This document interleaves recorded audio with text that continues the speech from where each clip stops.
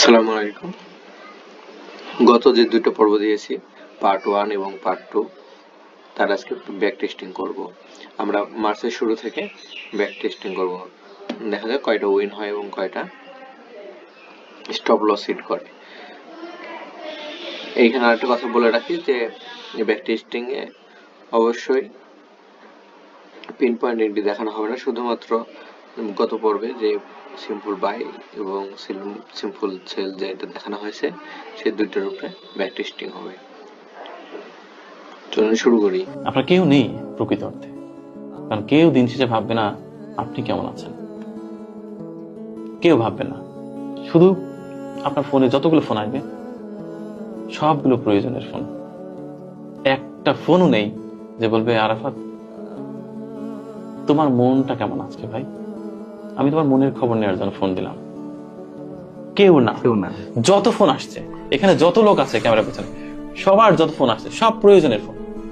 কেউ বলছে কখন ফিরবা, কেউ বলছে ভাই আপনার হাতে দেখা করার কথা ছিল, কেউ বলবে আমার টাকাটা দিলেন না, কেউ বলবে এই কাজটা করলেন না। সবার এক প্যারা, খোঁজ নেওয়ার জন্য নো। কেউ বলবে না জাস্ট আমি কোনো কারণ নেই আমি ফোন করেছি তোমার জন্য, তুমি ভালো আছো ভাই, অন্য কোনো উদ্দেশ্য নেই। আচ্ছা তুমি ভালো আছো, ঠিক আছো, সুস্থ আছো, আচ্ছা রাখি হ্যাঁ। দেখেন এরকম হয় না, এরকম ফোন আসে না। মানুষ একা, মানে আমরা সবাই তাহলে একা দিন শেষে। ডেফিনেটলি আমি সবাই একা। মাই ফোন দেয় না ভাই, জমতেমনি একবার ফোন দেয় না কেন? ফোন দেয় না কেন? বিয়ের আগে কত কিছু করতো, মা কত ফোন দিত, টাকা পাঠাইতাম কামের থেকে কাম করে, তখন মার কাছে ভালো ছিলাম। বিয়ে হয়ে যাওয়ার পর থেকে কোন মায় খবরও নেয় না, খোঁজও নেয় না, কেমন আছি কি খাই। আসলে দুনিয়াটা অনেক জনে কয় না যে মার মতো আপন কেউ নেই, এটা সত্যি না। মার থেকে স্বার্থপর কেউ হয় না।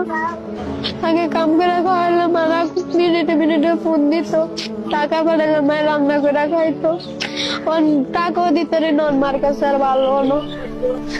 আমার মায়ের টিয়ারাই ছিল, আমি কি করি, কে আমার লাগে কি করে, কেমনে খাই, কেমনে চলি। আজকে কতটা দিন হয়ে গেছে মার কোনো খোঁজ খবর নাই, ফোন দেয় না। আমি তাহলে রাগ করে রেছি, মাকে পারে না একটা ফোন দিতে।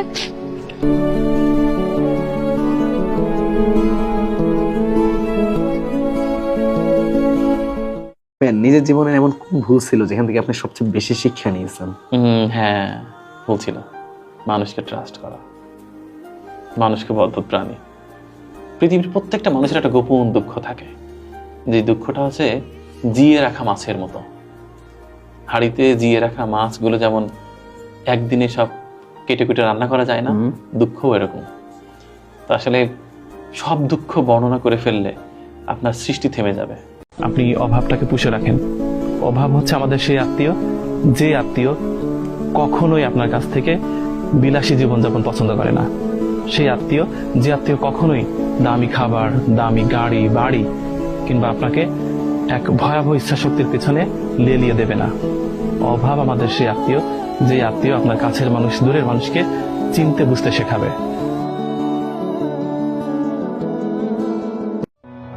মধ্যবিত্ত ঘরের ছেলেদের মেধাবী হতে হয়, সেই মেধাবী তাদের জগৎ জয় করে তাদের বাবা মার মুখ আলোকিত করছে। আমি তো মেধাবী হইনি।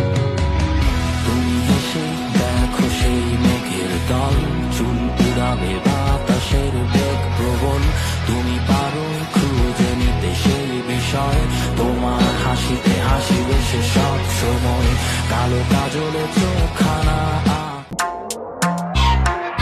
পয়সা তাসঙ্গা, পয়সা মাসঙ্গা, পয়সা तासंगा पैसा मासंगा पैसा च डौ ओभरलोड क्यास फ्लो ब्रो भइसके बोर गनी नसकिने भो पैसा को बोट पैसा जडेको कोट मेरो हाँसेर बिताइदे आज भोलिको न सोच केटा पैसा तासंगा पैसा मासंगा पैसा तासंगा पैसा मसँग धनी ठुलो छोड कुरो मनी कुरो बोल ठुलो भनी डुबो पोल खुलो अनि बुझो सोच कुरो अम्बानीको एन्टिलामा खोलिदिन्छु पेन्टी खाना पैसा यति धेरै सोल्टी कमाए रे सेन्टी भामा आयो पैसा गयो पैसा धेरै आयो थोरै लैजा खायो पैसा हगो ऐसा बेचे आउँछ Mona Lisa Steve Jobs better not fuck with me धेरै गज किनिदिन्छु तेरो अल कम्पनी फेरि म पैसा